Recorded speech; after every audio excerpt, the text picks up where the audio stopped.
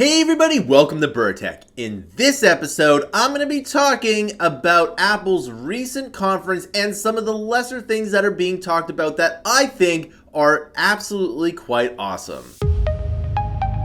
Alright, welcome back here. So, let's take a look at some of the lesser talked about things that have come out of Apple's latest announcement here. Now, Apple has announced a bunch of iPhone features, a new MacBook Pro, and a bunch of other things that are really cool, but there is a lot to talk about because there's a lot of things that I've really looked at, and I don't think these things are covered as much. Of course, they're covered here, but they're definitely not getting talked about, at least some of the on the YouTube channels that I've talked about here. So first of all, Apple adds new arterial fibrillation feature to watchOS. So watchOS is really interesting, and the Health app is also really interesting. So many years ago, my company, Mammoth Interactive, used to produce a lot of iOS courses. In fact, we would produce the biggest iOS course, one could say the Mammoth iOS course, every year. And in the last few years, we've noticed the demand for iPhone courses to be a little bit lower here. But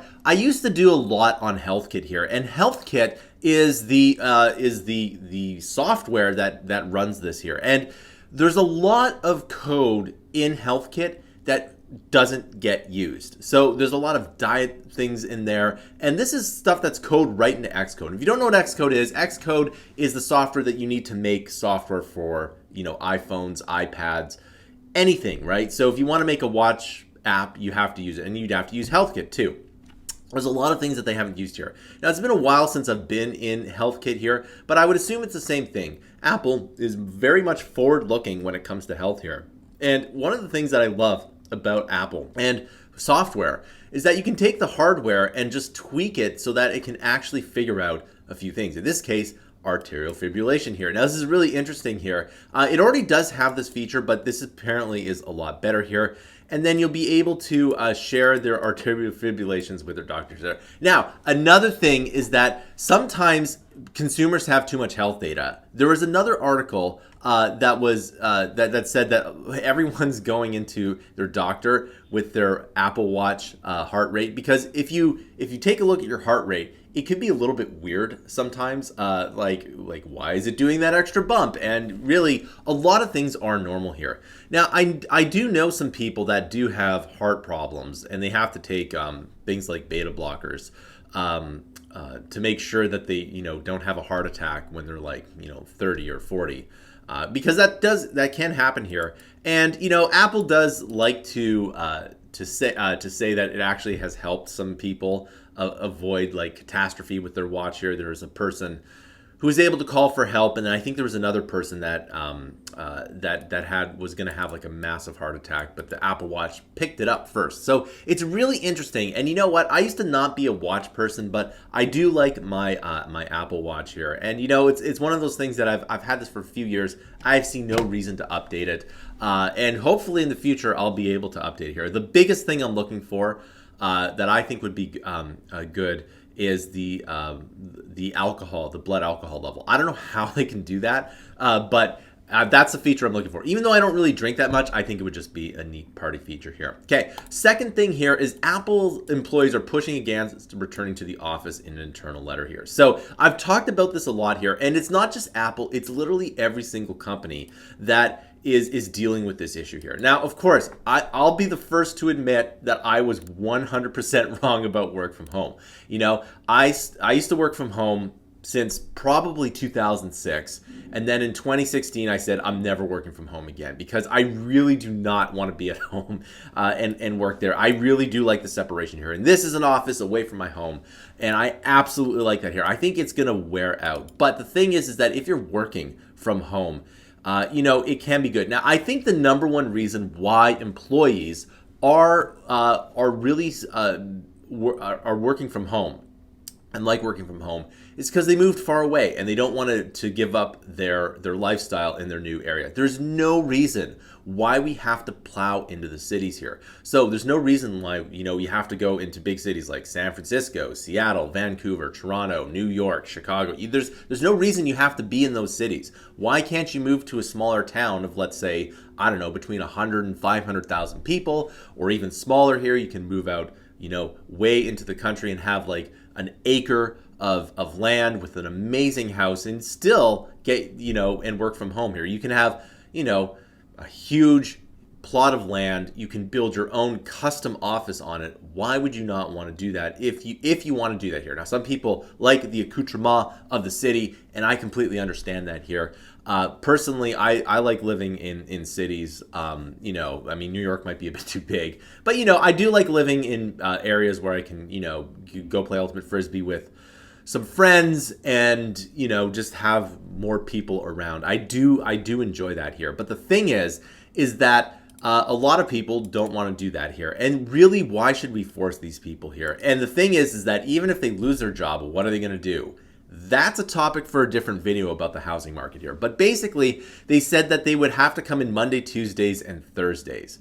Really? Wednesday's the day off? That's not the way I would do it. The way I would do it if I was Apple is I would say that you'd come in Tuesday, Wednesdays, Thursdays, right? And you could work from home Monday and Friday. I think that would be a lot better here. Because it's so hard for employees to get up on a Monday morning, right? So I just think that's better here. And here's the thing, though.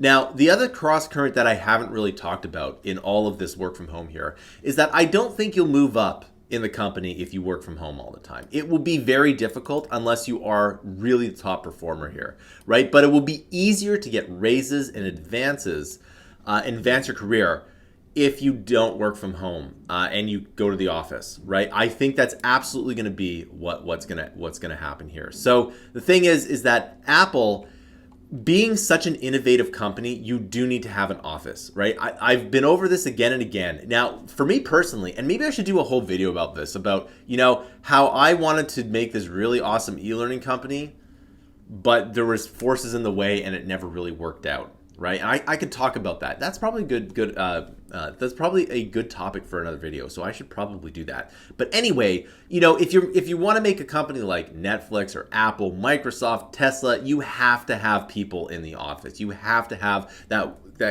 communication here, and maybe doing it on 2 days a week is enough, right? And the other thing that I would add to this is that you could, I think it said you can do, you can remotely twice. You can remote twice a week and up to 2 weeks per year. No. I'd do it 1 week per month. Okay. So, if I were to mandate this, which I probably wouldn't, right? But if I were to do like this, I would maybe say, you could come in Tuesday, Wednesday, Thursday, and then 1 week is work from home, but you'd have to stagger it. Right. And then it depends if it was a big company, like maybe 1 week is all work from home week. The other thing is like, what happens if, half your employees are working from home and the office is empty? Is that good? I don't know. Some people like their time away from their family, which is, another reason why people commute, which I never really understood here. But nevertheless, this is a big problem here. Now, the only thing that's really going to push back against us here is a recession here. If there is a nasty recession due to rising rates, I absolutely see things going back in the employer's favor, and all of these things are going to fall apart here. But that's a topic for a different time. If places require you to go back to the office and you move 2 states away, and there's no office in your state or around you, you might get out of a job. You might have to force to sell your house, perhaps at a loss, right? Because one of the things about the housing market is there hasn't been enough inventory. What if there's like twice or 4 times the amount of inventory? Supply demand with the housing market. And the U.S. housing market is different from every other housing market, but that could happen.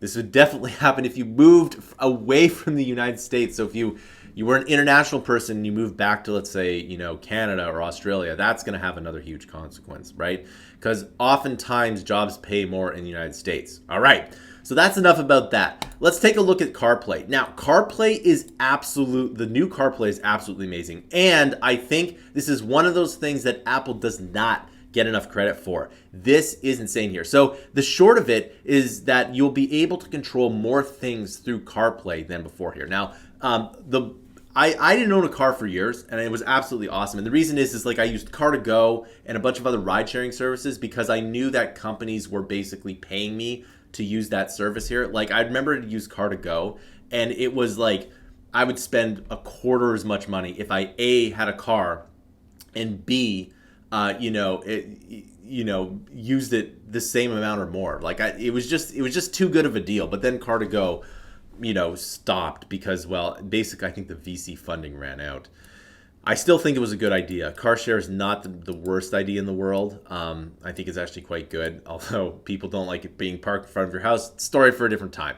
Nevertheless, this is so anyway, when I got CarPlay, the previous car that I owned was like a 2001 Toyota Camry, and when I got to my new vehicle, which is a Honda CR-V, it was absolutely amazing. Like, CarPlay is so awesome. Why haven't I had this technology here? Well, I'm going to have the same kind of reaction to the new CarPlay.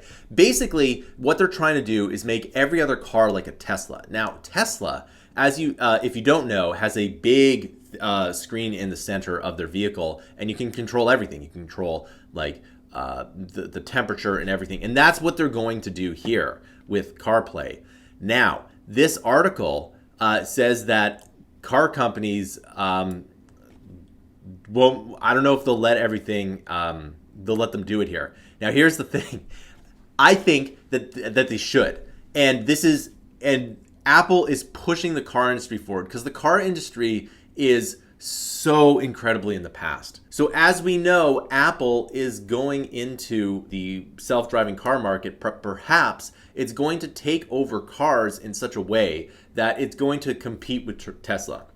This Apple CarPlay will absolutely compete with Tesla, and it forces the car companies into it forces them to innovate. Now, the other thing about this is that, as I mentioned in another video about Ford selling directly, what happens if all of the car companies start selling directly, right? And they cut out the dealership model. That changes everything. So CarPlay plus direct to consumer from the car manufacturers will change everything. And if there's more right to repair laws, you'll be able to switch out your lights, and there'll be a whole new car industry in the next 5 years. It's absolutely incredible to see this here. But this does not get enough focus here, because if you can start to control everything or more things in the car with CarPlay, then that is going to, it's basically going to make Tesla a little less competitive.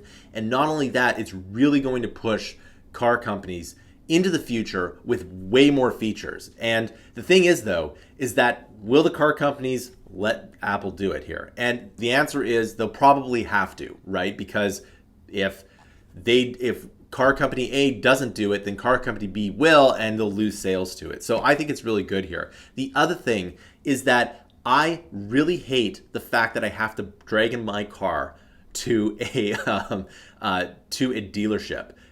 I just want everything to update. Like, why can't I connect my car to Wi-Fi and update the software there? The answer is because they make money off the dealership model. So, as you can see, the direct consumer model might be a bit better here. And you'll see that there is a lot more it'll be a lot more consumer friendly because you can update your phone, and that will go into CarPlay here. Now, I really wish you would be able to do this with existing cars, and that would be an awesome third-party service. I don't know enough about car infrastructure to see if that works. If you do, please comment in the videos because I don't actually know about it, but I suspect you won't be able to do that here, all right? But last and certainly not least here, so iOS 16 supports Nintendo Switch Pro and Joy-Con controllers. This is pretty interesting because in the past, Apple would not like doing this, supporting third-party controllers. In fact, there's another article which I didn't want to talk about just because I want this to be a positive Apple video here, where the article was saying that they will take out third-party USB-C hardware on the Mac, which is kind of interesting because I filmed this on Logitech, and if I want to have a 3-camera setup, I need to use that. So I don't know how that's going to work. Story for a different time. But nevertheless, you'll be able to use these controllers on your iPhone and iPad, which I think is really good too. And the thing is that I think this is a really good move for Apple. I really hope that there's more that they can do this here. And I really do think, the Apple TV could be a console competitor, but it seems like Apple just doesn't want to do that here. So this is some really interesting news out of here, and I want to know your thoughts down below. Please comment on this channel. This channel does not get enough comments here. Are these features good? I decided to take some features that were not getting enough press, which I feel should have more press here. So please comment down below. This channel does not get enough comments, and I do read all the comments here. If you really like this channel, you can pledge for our Kickstarter here. A recession is coming, and the best way to protect it is to make sure that you and your skills are up to snuff here. And the best way to do that is to buy this massive bundle of courses, the complete recession-proof Excel, machine learning, Python. And as you can see, I just got a pledge here, and I always love it when that happens here. But anyway, you can see here that this is a massive bundle. It's 150 hours, it's 90% off, and you can learn everything from Excel to data science to machine learning, blockchain, cryptocurrency, and more here. It's an amazing, huge bundle. And the other thing is that the more you pledge, the more courses you get, and all of these rewards stack here. So if you pledge for the $89 version here, you're going to get the $49, the $59, the $69, and the $79 here. And so all of these stack up here. And so I highly recommend the more you pledge here. It's the best way to get our courses here. It really does help us out when you pledge for this project here. Thanks for watching, and I'll see you in another video.